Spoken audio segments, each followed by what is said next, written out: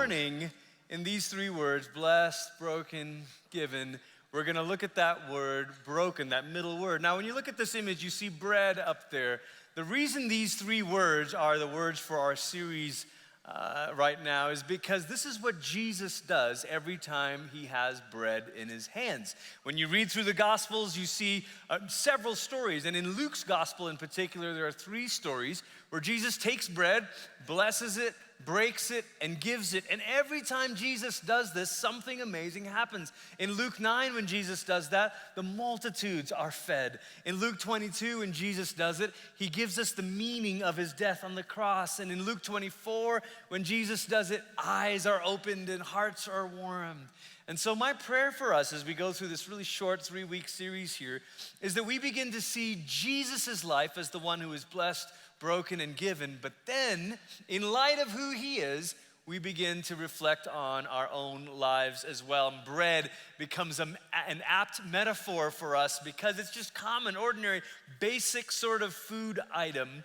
And yet, it's that very common thing that God makes holy in his hands. And that's what he's doing with all of us. And so this morning, we're on that middle word, the word broken. What does it mean to be broken and to place our brokenness in Jesus's hands? I've used these three words over the years at New Life Downtown. We began this congregation of New Life Church downtown. We meet at Palmer High School. We began that 7 years ago. And since the beginning, pretty much, we've talked about those three words, blessed, broken, and given. So a few years ago, I was cleaning out the garage and was getting rid of some stuff, and I found a wheelbarrow from who knows when we were doing some moving of rocks in our landscaping or whatever, and the wheel on the wheelbarrow was totally broken, and I thought, I don't know what to do with this. Do you put that out with the trash? So I thought, I know, Facebook. And so I posted on Facebook, I've got this wheelbarrow, the wheel is broken, but if you want it, you can have it. And this really, smart mouth kind of guy, no, he's a good friend. He replied on the comment on Facebook, he goes, oh, blessed, broken, given, He thought he was being clever, like giving away. Now, but this is what we think of when we think of the word broken, something that no longer has any use for us. The kind of thing that we got to just dispose of, discard. And so even when we hear the word broken, or we understand that we're going to be talking about brokenness, we start to maybe put up our defenses a little bit because we think that broken things get thrown out.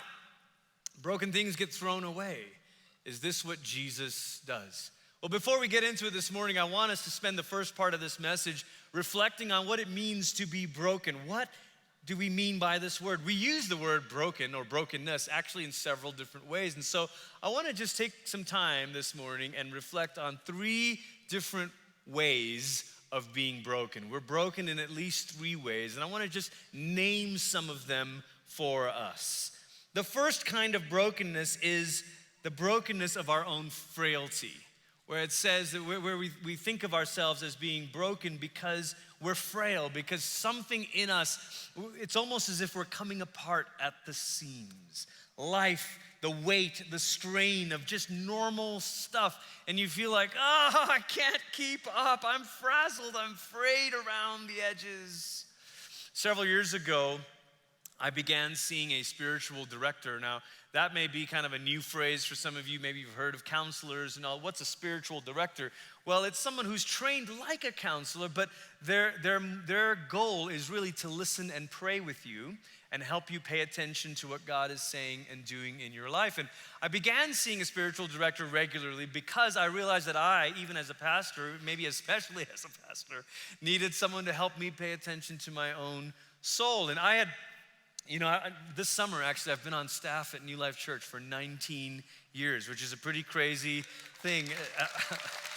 Some of you might remember me with long hair and hemp necklaces and cargo pants, but we just try to put away those pictures.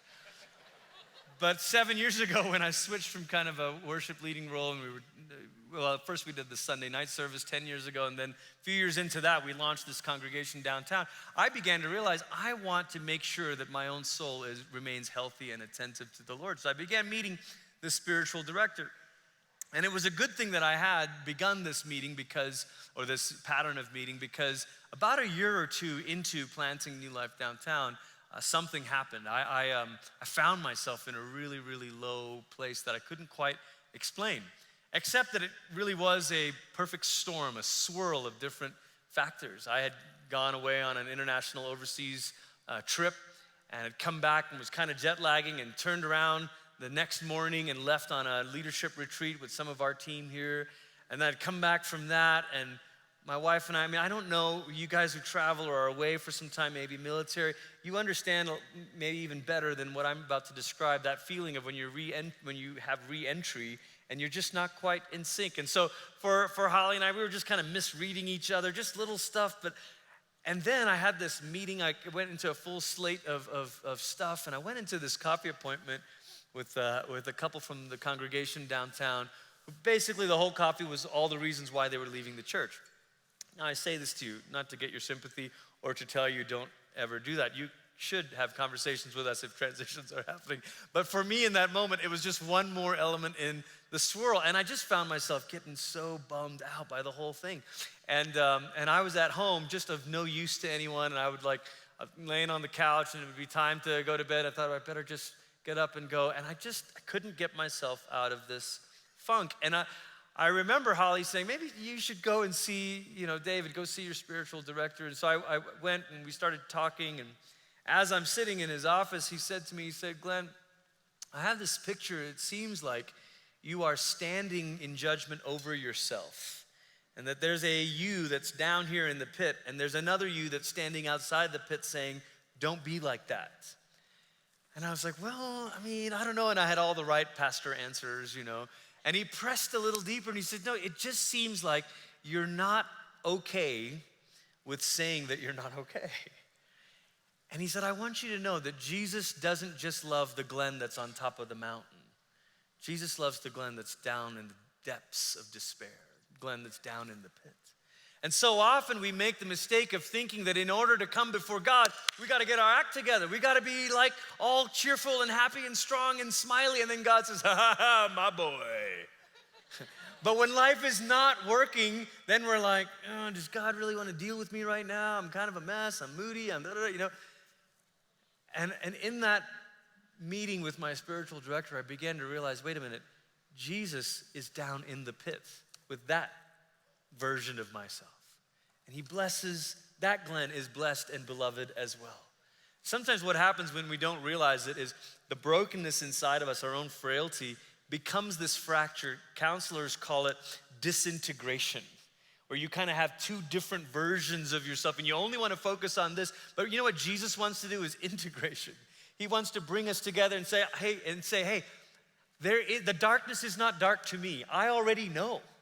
Bring it all here and let me hold both all the multiple pieces of who you are together. So there's a kind of brokenness that has to do with our own frailty, our humanness, our finiteness. Secondly, there's a kind of brokenness that comes from our failure.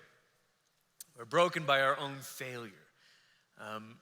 We have 4 kids. Our younger 2 are now 9 and 7, but a few years ago when they were, I think, 7 and 5, they would come and persuade us every Saturday morning that it was time to make breakfast. And all my wife and I wanted to do was just sleep into that luxurious hour of 7 a.m., And especially our youngest little Jane, she's extra dramatic. So Jane would hold her belly like she was an orphan in a Dickens novel or something, like, I'm starving. And we're like, okay, honey, we'll just give it a little bit more, And so it was one of those Saturdays, and we were delaying, and all of a sudden I hear this crash that comes from down in the kitchen. We're like, oh no, what's good? So I'm coming downstairs, I'm half awake, and I look down, and there's a broken bowl, there's oatmeal all over the floor, and they're looking up at me with a broom in their hands, like, nothing to see here, Dad. I'm like, hey, what's going on? Like, well, we tried to make oatmeal for ourselves, and then the bowl got hot in the microwave, and when we tried to take it out of the microwave, we dropped it because it was hot. I was like, okay, so at that point, did you think about calling me? Nope. We were just gonna clean it up ourselves. And I was like, guys, now we have spilled oatmeal, a broken bowl, and a ruined broom. But I thought, this is just like us and the Lord, isn't it? We don't want God to see us in our mess, especially a mess of our own making.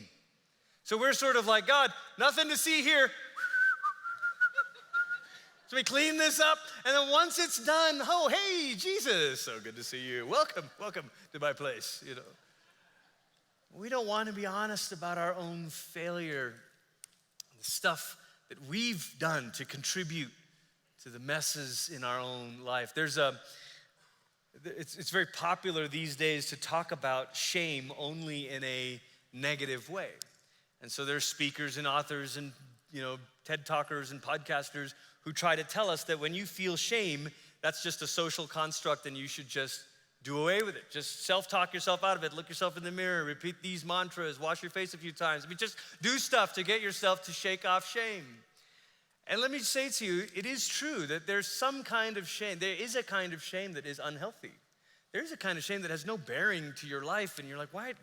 No, that's not who you are. We talked about this last week when we talked about the word blessed, about learning how God sees you and how God names you. Please listen to that so that you'll know there is an unhealthy kind of shame.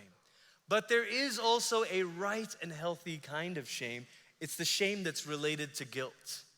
It's the shame that's proportionately connected to guilt. There's a secular sociologist named Randall Collins, and Collins says shame is what happens when there's a break in solidarity in a social group.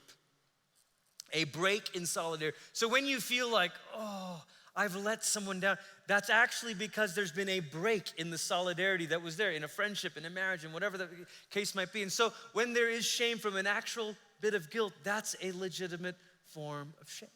And that kind of brokenness, the brokenness of our own failure, actually can happen. It can look many different ways. We often think of, well, it looks like the extreme situations in life where you're like drinking too much and all this stuff. Sure, but it can also look like everything is successful and you're winning and you're closing all the deals, but you can feel the pride growing in your heart. And you know the way you're now treating people at work, like devaluing them. This brokenness can sneak in different ways. The third kind of brokenness is the brokenness of the fallenness of the world. It's when the broken world out there begins to touch a place close to our hearts. And we say, my goodness, I'm brokenhearted. What we prayed about this morning, El Paso and Dayton, it's overwhelming when you feel it in situations closer to home, loved ones, family members.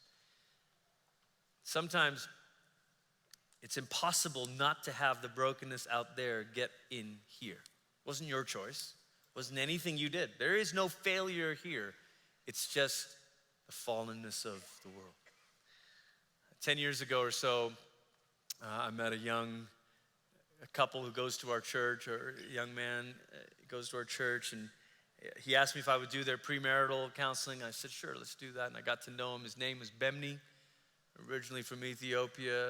His fiance at the time, Wesson. And I asked him this morning if I could share his story. And he said, please share it.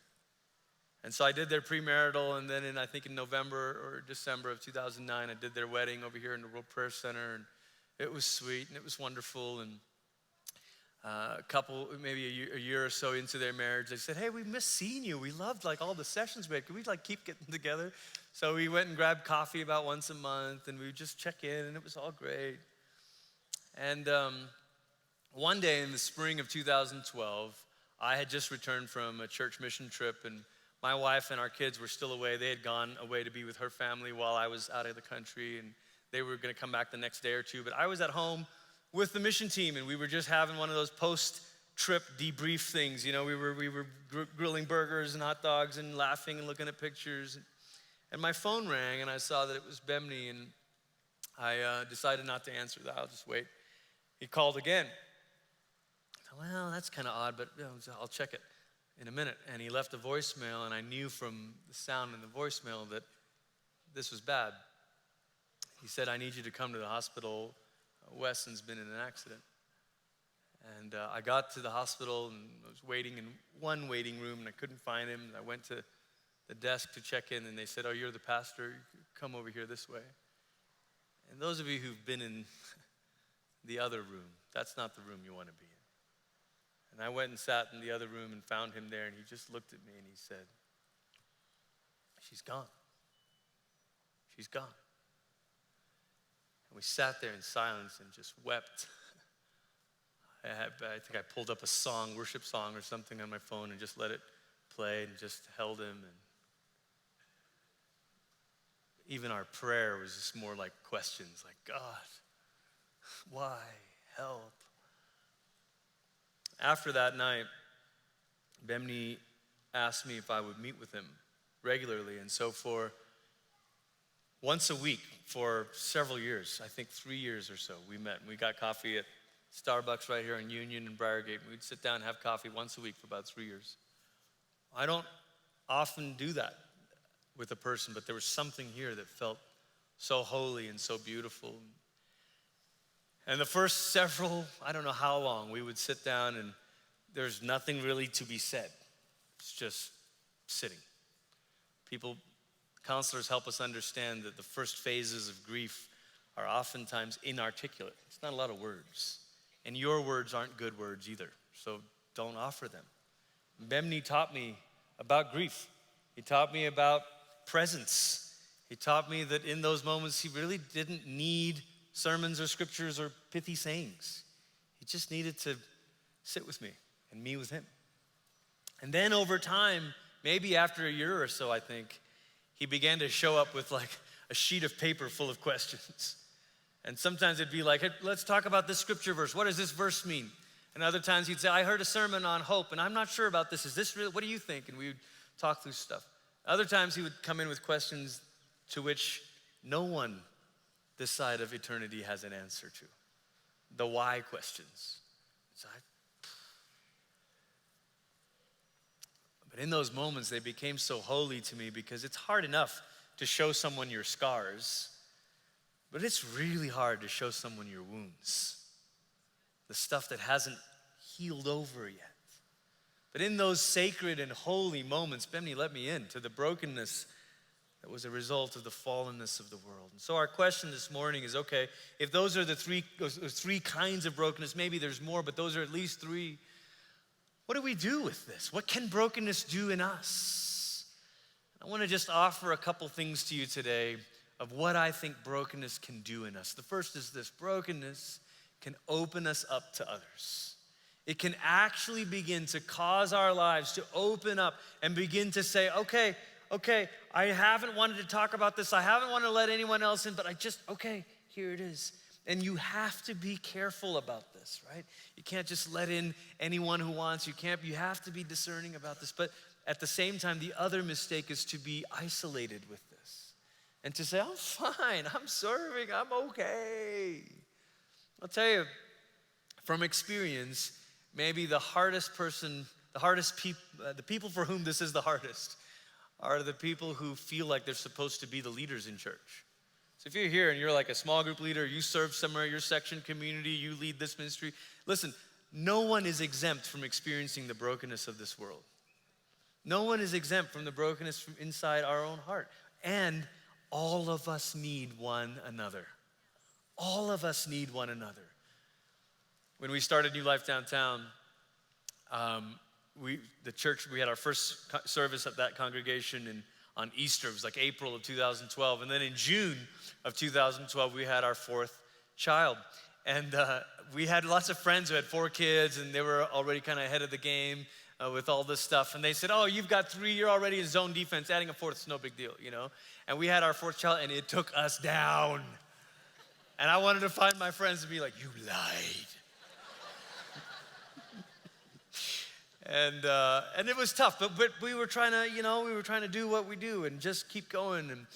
And we were launching that same summer, our small group kind of system at New Life Downtown. And the way we decided to do groups at New Life Downtown was to call them meal groups, was to gather at one another's tables. And so we'd say, we gather on the Lord's table on Sunday, and we gather around one another's tables during the week. And so we didn't want to like sort of niche by age or by demographic and all that. We just wanted people to kind of share a meal together and pray with one another. Very simple. And so people began doing it. And so Holly and I felt like we should go visit these meal groups. We just asked people to open up their homes. Let's go see them. And my wife, I mean, God bless her for being a trooper, but she was like, she was the one kind of saying, yes, we should go. And so she's lugging the baby carrier, and we're showing up at people's apartments and homes. And almost every week we were at a different place, trying to encourage these new fledgling groups. And we got to the fall, and I think it just all began to hit. And there was one particular evening in October where I could just, all of a sudden I could tell, oh, you are not doing well. And it's like, it took something obvious for me to like really get it, And I realized actually, we realized after the fact that there was actually some postpartum stuff going on, and it was difficult. And we thought about calling her parents, but they were going through their own sort of crisis at the time, and I thought about calling my parents. We're like, they live in Malaysia. Like, let's just call. So I just called my parents. My dad answered. My dad answered in his characteristic, how you doing, son? And I couldn't fake it. I just answered and said, not well. Like, we're feeling pretty overwhelmed right now. Before I could say another word, my dad goes, do you want me to come? My mom was running this school at the time in Malaysia that was this missional outreach into the community, and they had their big, end of the year stuff that was coming up, and so she couldn't leave. But my dad had some flexibility with the church, and in my mind, I was thinking, well, like, really? Like, are you serious? Like, I mean, you live on the other side of the world, But what I said was, yes. And we hung up the phone, and he called back 30 minutes later, and he goes, okay, I got it all settled out. I had some airline miles. We got it worked out. I'll be there in a few weeks. He came and stayed with us for a month. It was amazing. My parents were here in the first service. I had to try to not look at him telling the story. I'd get emotional. But he came for a month and held Jane and changed her diapers, put her to sleep, helped around the kitchen. I mean, just all of this stuff. And you would have thought after that month, we're like, okay, we're good now. We're back to being the strong ministry people. But we were not. We were not. We had a lot of pathetic moments of like, gosh, we can't figure this out. And more and more friends came and surrounded us. Abby, who was leading worship today, Abby came and would spend a lot of daytime hours with Holly. And we had some other friends, the Reedalls, Evan and Karen, who came and spent the night with Holly and the kids when I had to travel for something, and all kinds of, and we thought, we're supposed to be the pastors of this new congregation, like we will help you. Instead, we kept having to say, yeah, actually, that would be nice. Oh, that, really? Okay, yes. And we thought, how does this work? And I realized, listen, you guys, in the kingdom of God, there are no ranks or class or stratosphere stuff. We are all in this together. We need one another. It's not just, the strong help the weak and the rich help the poor. The New Testament says one another. We've got to help one another. We've got to love and serve and be tenderhearted with one another. So many times we let the brokenness of our life go by and we say, well, I'll handle this.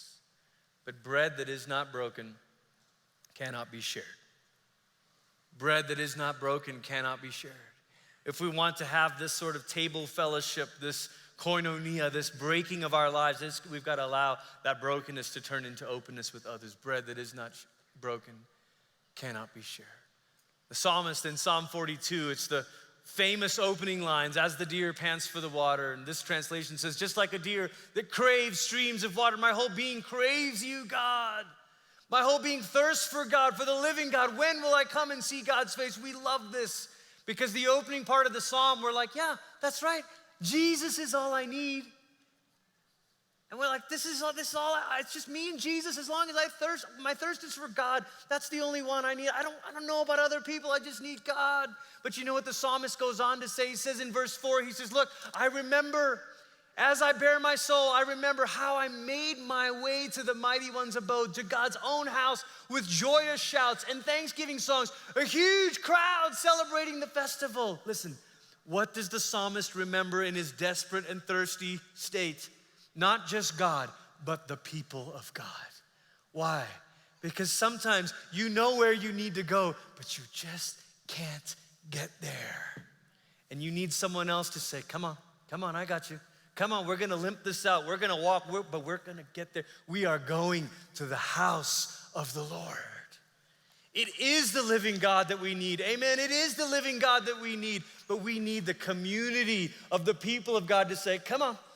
This is why I love what Seth and the team was doing as they're leading us in worship. They're saying, look, we're not saying this because we're all feeling so happy, joy. We're doing this because it's when we come together as the family of God. It's when we come together and we sing and we remind our soul and we say, listen, it's only God who can quench my thirst. It's only God who can put me back together again. So come and let us go to the house of the Lord together. This is why we go. The last thing we need is to say, nah, I'm gonna just figure this out alone with Jesus. Open up to others. But I will say that it's important that you surround yourself with the right people. The company you keep is only as good as the place they're going. The company you keep is only as good as the place they're going. And so sometimes people will say, well, I'm just so hurt right now and I don't need these people and I don't need these people. So I found another group of friends. I'm always suspicious when people find a whole new group of friends in the middle of a crisis. That's not the safest thing to do. Because what if those people are headed in the wrong direction? And it might feel great to throw back a couple of cold ones with some friends who won't judge you, but in the end, where are we going? Where are we going? The brokenness that leads us to an openness to others must lead us to a people who are headed to the house of God. And this is the second thing about brokenness, what brokenness can do. Brokenness can open us up to God's grace. Brokenness can open us up to God's grace. David, in the moment of his sin and adultery, begins to pray in Psalm 51, have mercy on me, O God, according to your faithful love. Wipe away my wrongdoings according to your great compassion. Wash me completely clean of my guilt. Purify me from my sin because I know my wrongdoings. My sin is always right in front of me. I've sinned against you and you alone. I've committed evil in your sight. Brokenness can open us up through repentance and confession. One of the great lies of the devil is that God is fundamentally angry or that he's unpredictable, and therefore you shouldn't confess your sin lest God smite you. Christopher Hitchens, Richard Dawkins, all these people who write about the God of the Old Testament as this capricious, angry, malevolent bully. That's a literal quote. I want to say, have you ever read the Old Testament? Because page after page after page talks about God's unfailing love. When Moses gets a revelation of God, it's not, I'm wrathful, but if you catch me on a good day. He says, the Lord, abounding in compassion. David, on the darkest, worst, most broken day of his life, says, have mercy on me, O God, because I know that you're an unpredictable, capricious guy. You might be in a bad mood at any moment. No, he says, have mercy on me according to your unfailing love. God's heart towards you is unfailing love. Even when the brokenness comes from your own sin and your own failure, open up to God's grace. Open up through confession. What will Jesus do with our brokenness? Maybe the most powerful, blessed, broken, given story the Gospels tell is the one that happens right before the cross. Luke 22, verse 14 says, when the time came, Jesus took his place at the table and the apostles joined him. And he said to them, I have earnestly desired to eat this Passover with you before I suffer. Jesus is about to go to the cross. Jesus is about to take on himself the weight of our sin. And he says at this table, it's Passover. And I've wanted to share Passover with you before I go to the cross. Why? What is Passover all about? The story happens all the way back in Exodus. Passover is that moment where God heard the cry of his people who were being oppressed by the evil empire of Egypt. And God says, I've heard the cry of my people and I am going to judge evil. I'm going to deal with it. Passover was the night that God judged evil and covered sin. Passover is the night where God dealt with the root of brokenness out in the world out there and the root of brokenness in our hearts in here.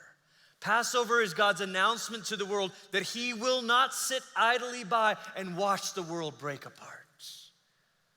Listen, if you've ever wondered what Jesus thinks about the pain you feel, if you've ever wondered what Jesus thinks about that sickness or that tragedy,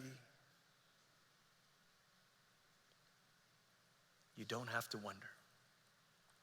God judges it. God hates it. God sets himself against it. On Passover, back in Exodus, God judged the embodiment of evil.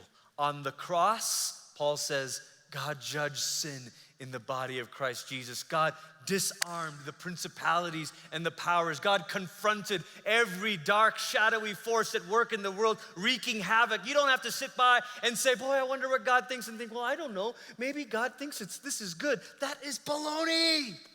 We should never, as Christians, look at something that is terrible and tragic and awful and say, well, I don't know, maybe God thinks that's good. Ugh. Look at the cross. That's what God thinks about evil and injustice and violence and tragedy and sickness and death. God says, I condemn it. I'm against it. I judge it. God's answer to evil is for him to take it into his own body, and so that on the third day, he would be raised up in victory over it, not only to suffer with us, but also to triumph over it in victory forever.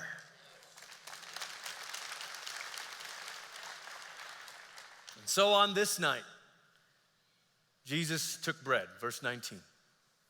And after taking the bread and giving thanks, he broke it and he gave it to them, saying, this is my body, which is given for you. Do this for the remembrance of me. And in the same way, he took the cup after the meal and said, this cup is the new covenant by my blood, which is poured out for you. Poured out for you. Can you hear those words this morning? For you. For you. In the Old Testament, the psalmist prayed and he said, God is close to the brokenhearted.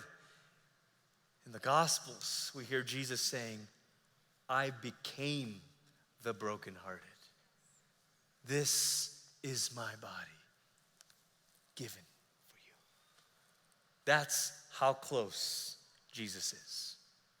And because of that, because Jesus was broken for us, his grace comes rushing into the broken places in our life. His grace comes rushing into these cracked and broken places. One of the most beautiful illustrations of this can be found in the old Japanese art of pottery called kintsugi. The word literally means golden joinery. Golden joinery, and what would happen is as pottery would break, these artists would find a liquid resin that kind of looked like gold, and they would fill up the seams of it. They wouldn't just super glue it together. They would make it like this so it actually looked really beautiful. And in fact, these pieces became so beautiful. Look at this next picture. They became so beautiful that it was rumored in the 15th century that Japanese art dealers began to purposely break bowls. I mean, my kids would be employed forever, you know? It's like deliberately breaking bowls. And they would do it just so they could repair it like this, because they knew once it was repaired like this, once there was this, it wasn't just restored, it was redeemed. It wasn't taken back, it was taken forward. That's the gospel. It's not a return to how things were. It's a journey onward to glory and to resurrection and to new creation. My friends, if you are in Jesus, this is your future. Not a future that'll be like almost as good as it once was, but a future that leaves us kind of shaking our heads and saying, God, how did you do that? How did you do that? How in the world? Only Jesus can take your brokenness and make you more beautiful than you were before.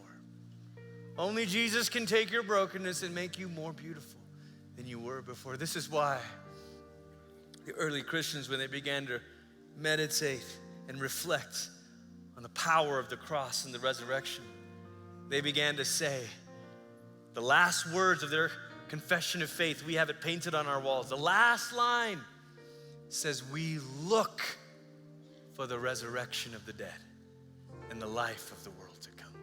These are not people who thought, well, let's just see how good we can get it on this life. Look, it may not get better in this life, but I'll tell you what's coming. Not a pie in the sky and glory on the cloud, but I'm talking about resurrection is coming. New creation is coming. They began to say, we look for the resurrection of the dead. There was a bishop in North Africa named Augustine. And Augustine began to preach about this hope. And Augustine thought about the problem of sin and the problem of evil. And he said, look, I don't know the answer. And he said, but somehow God judged that it was better to bring good out of evil than to not have allowed evil at all. And he began to talk about this. And so in the 5th century, there was an Easter hymn that began with these Latin words, O feliz culpa, and I can't pronounce the rest. The translation means, O happy fault that earned for us so great, so glorious a Redeemer. Christians would sing this on Easter. They would say, look, we don't know why God allowed. We don't know why God didn't prevent. We don't know. But we know that God was able to take the fall in the garden and the death at Calvary and somehow snatch resurrection out of death and bring good out of pain and bring glory out of the ashes and bring beauty out of our brokenness. How great, how glorious is this Redeemer? We may not see all of that here. We may not see, I know we won't. We're gonna see the fullness of it one day, my friends, and I hope to catch eyes with you in the new heaven and the new earth and to say, there it is. There it is. Maybe we'll sing some great eternal chorus that says, oh, happy fault, happy fall that gained for us so great and so glorious a Redeemer. Would you stand with me, church?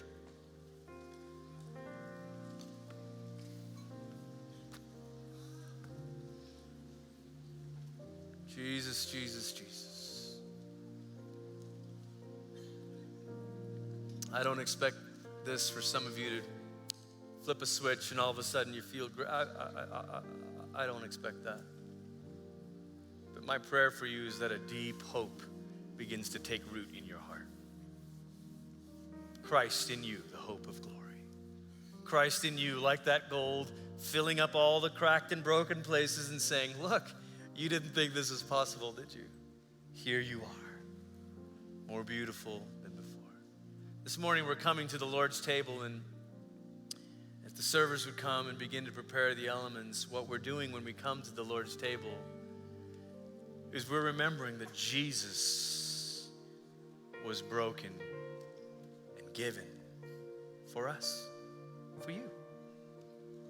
Whatever that brokenness is the result of, whether it's from just your own frailty, whether it's from your failures, whether it's from the fallenness of this world, my friends, Jesus was broken and given for you, for you.